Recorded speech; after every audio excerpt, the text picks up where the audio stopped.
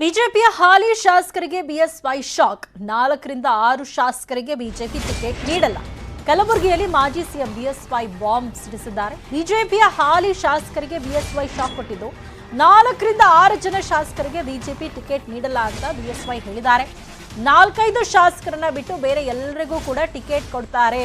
ಯಾರು ಪಕ್ಷ ಬಿಡಲ್ಲ, ಬಿಡುವವರು ಬಿಟ್ಟು ಹೋಗಬಹುದು ಅಂತ ಕಲಬುರಗಿಯಲ್ಲಿ ಮಾಜಿ ಸಿಎಂ ಬಿಎಸ್ವೈ ಬಾಂಬ್ ಸಿಡಿಸಿದ್ದಾರೆ. ಈಗ ಸೋಮಣ್ಣ ಹಾಗೆ ನಾರಾಯಣಗೌಡ ಅವರು ಪಕ್ಷ ಬಿಡುತ್ತಾರೆ ಅನ್ನುವಂತಹ ಮಾತುಗಳೆಲ್ಲ ಏನಿತ್ತಲ್ಲ, ಎಲ್ಲ ವಿಚಾರಕ್ಕೆ ಸಂಬಂಧಪಟ್ಟ ಹಾಗೆ ಬಿಎಸ್ ಯಡಿಯೂರಪ್ಪ ಅವರು ರಿಯಾಕ್ಟ್ ಮಾಡಿದ್ದು 4ರಿಂದ 5 ಜನಕ್ಕೆ ಟಿಕೆಟ್ ಕೊಡಲ್ಲ ಅಂದ್ರೆ ಯಾರು ಹಾಲಿ ಶಾಸಕರಿದಾರಲ್ಲ ಅವ್ರಿಗೆ ಈ ಬಾರಿ ಚುನಾವಣೆಯಲ್ಲಿ ಟಿಕೆಟ್ ಸಿಗಲ್ಲ, ಇನ್ನು ಉಳಿದಂಥವ್ರು ಎಲ್ರಿಗೂ ಟಿಕೆಟ್ ಕೊಡೋ ಸಾಧ್ಯತೆ ಇದೆ ಅಂತ ಯಡಿಯೂರಪ್ಪ ಅವರು ಹೇಳಿದ್ದಾರೆ.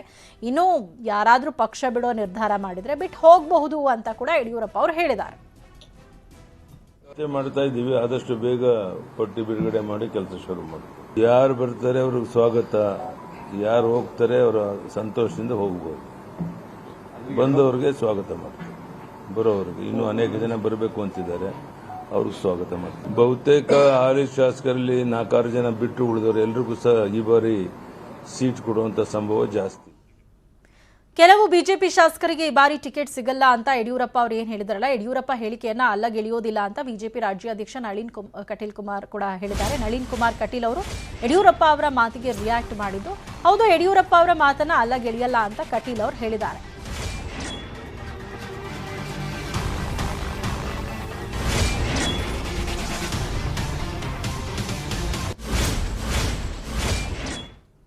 ನೋಡಿ, ಈಗಾಗಲೇ ಎಲ್ಲ ಪಾರ್ಟಿ ಚರ್ಚೆಗಳನ್ನು ಪ್ರಾರಂಭ ಮಾಡಿದೆ.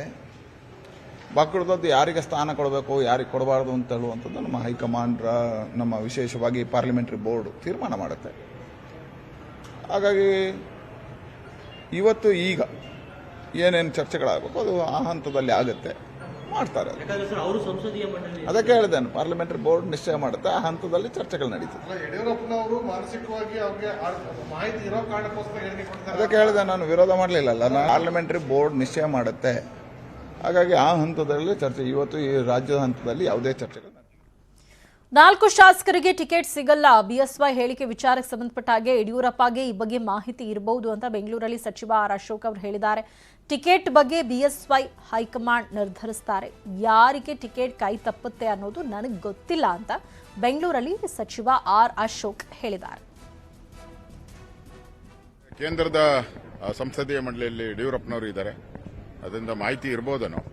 ಆದರೆ ಅವರು ಕೂಡ ಎಲ್ಲರೂ ಸೇರಿ ಯಾರು ಅನ್ನೋದ್ರ ಬಗ್ಗೆ ನನಗಿನ್ನೂ ಗಮನಕ್ಕೆ ಬಂದಿಲ್ಲ.